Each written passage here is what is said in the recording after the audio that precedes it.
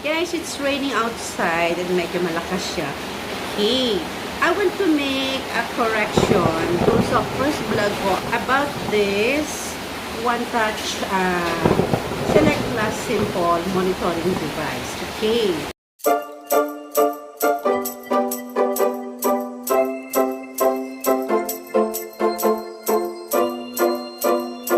I'm so sorry, but kasi na-overlook ko sa manual.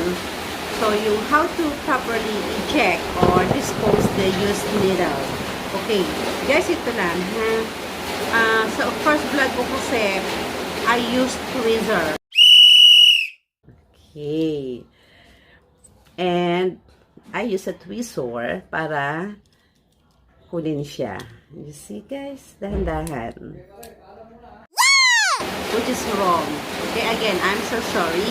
So, kinokorek ko ngayon. All you have to do, once na na-prick yun na siya, you only have to push this white. Ito tong cover nito, okay? Yan siya.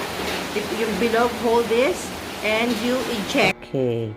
Just push this white slide, okay? Yan, hawakan nyo may bilog na puti. Ayan. Eject na natin. Okay. And then, i-prick natin siya dun sa kalahati, guys. Okay? Ayan. Kita nyo na, guys.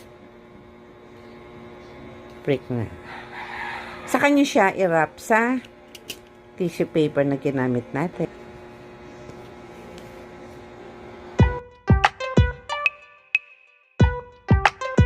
I made this video before introducing this another brand of glucose monitoring system. This Indoplas blood glucose monitoring system is made in Japan. Okay, but this is imported, distributed by Indoplas Philippines Incorporated. Okay, so mga gamit nito, mga materials nito are from Japan. Now, I will teach you how to set the time and the date. Okay, now let's insert the battery. Alright. Ayan, naka-insert na. And makikita nyo yung mga digits na yan. Alright, so, nagpa-flash yung 20. Bakit 20? Okay, this signifies that the machine or that this device has been manufactured in the year 2020. So, nag-flash siya. Okay, flash siya 20. To stop the flashing, press letter C. Okay. And then, nakita nyo, nagpa-plus, may nagpa-plus na number. So, that is the month. Press letter M para i-adjust natin yung number. Okay. So, 8 August. And then, letter C to set. Okay? And then to stop the flashing. And then next is the day. So today is 15. 7, 8, 9, 10, 11, 12, 13, 14, 15. Okay, then press the letter C to set again. Ayan, nagpa-flash naman ngayon yung hour. Okay? Okay. 3, 4, 5, 6. It's already 1:50 based on my cell phone. 11, 12, 13. 13 is 1 o'clock. So, military time ito, guys. Ang sinusunod niya. Then, letter C again. Set. And for 1:51. 13 is 1 o'clock. 19, 20. Okay. Let's get on the 152 na lang, guys. 52. Okay. Then, press the letter C. Alright. Ayan, nawala na yung 20. Then, mag-off siya. To turn it on, guys, eto siya. Press the letter C lang. Ayan, nakita nyo? It's already August 15 and 1:52. And then, mag-off ulit yan, guys. Ayan, nag-off siya. Now, we are going to insert the strip. This one. Once you insert the blood strip, makita nyo guys yung code. Alright.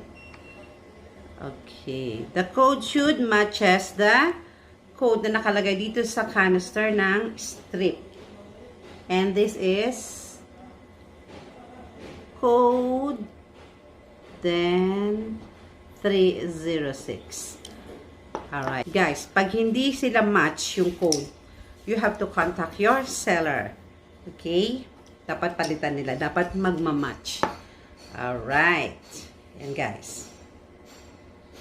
Pag in-insert natin, may blood na syempre yan. So, makikita nyo dapat yung nag-appear kanina na code 306. The date and the time and the code. Okay? The code should appear here. Alright, guys? And then, alasin nyo na siya. Use used cotton.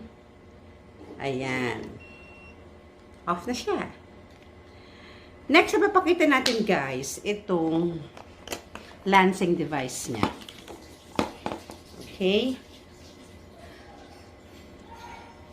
Ayan, makikita nyo may number. So, yan yung depth ng needle. Kung gaano siya kalalim at tutusok sa inyo. So, normally, it's 3. Para baguhin yung number, okay, kung gusto nyo mas malalim pa, you have to twist this white cap. Ayan. Makita nyo? Number 2. Mababaw yan, guys. That means, mababaw siya. Ayan. Nakikita nyo, guys? Ay, iniikot ko. Hanggang sa number 5. Malalim-lalim na yan, guys. So, balik tayo sa number 3. That's the normal. Okay. Nasa inyo na yan kung paano nyo siya i-adjust. Okay. Yung lalim ng tusok ng needle. Alright, guys. Now, we are ready to insert this lancet. Okay, guys. We are going to insert the needle. I will teach you how to properly install the lancet or the needle and how to properly eject or dispose the used needle. Okay. Hold the gray cover. Okay. Twist natin to open. Right there. And then, this is the lancet. Insert po natin siya. Okay.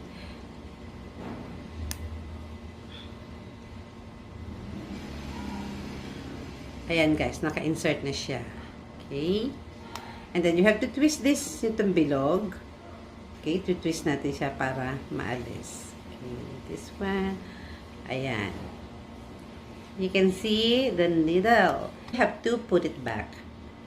Okay, ayan. And then twist it. Okay, now let's check kung nakalock yung ating needle.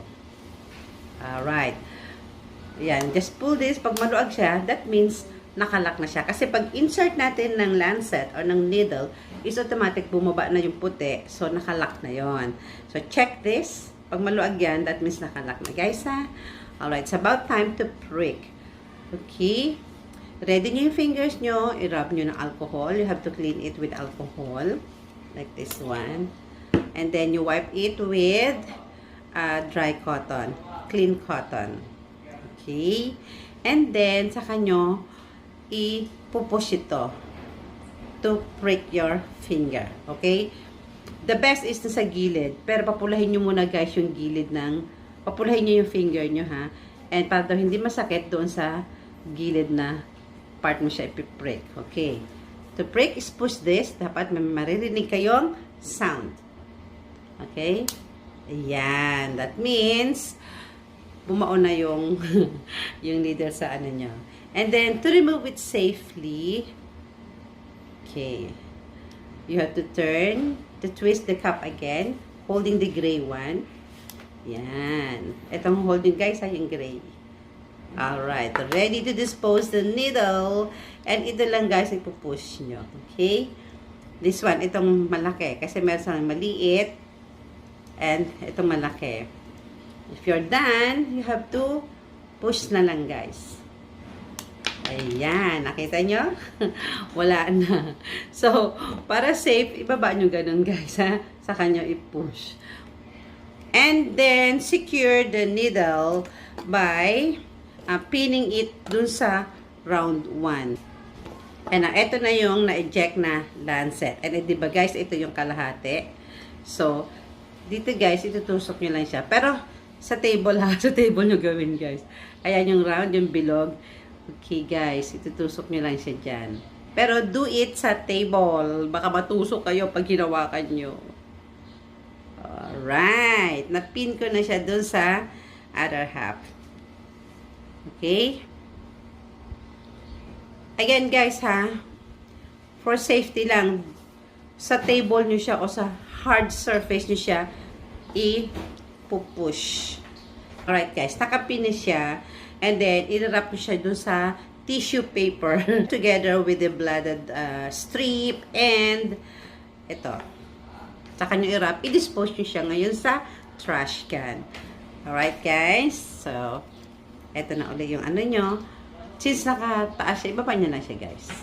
Alright, then, put back that, and then lock it. Ayan, lock na siya.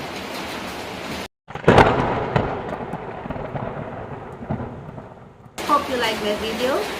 Okay, please subscribe and share nyo na sa inyong mga social media. Thank you very much.